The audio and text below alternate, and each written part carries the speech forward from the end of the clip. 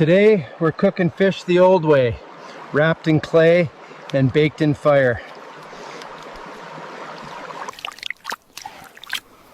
Found some good clay here. Perfect for sealing in the flavors.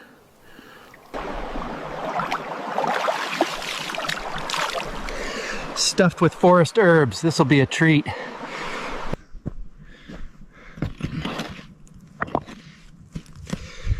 Fire pit's ready. Let's get it nice and hot.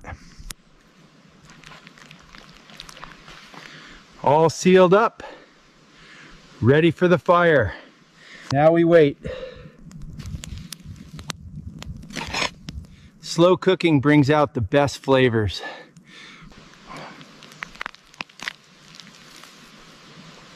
Smells amazing. Let's see how it turned out. Delicious.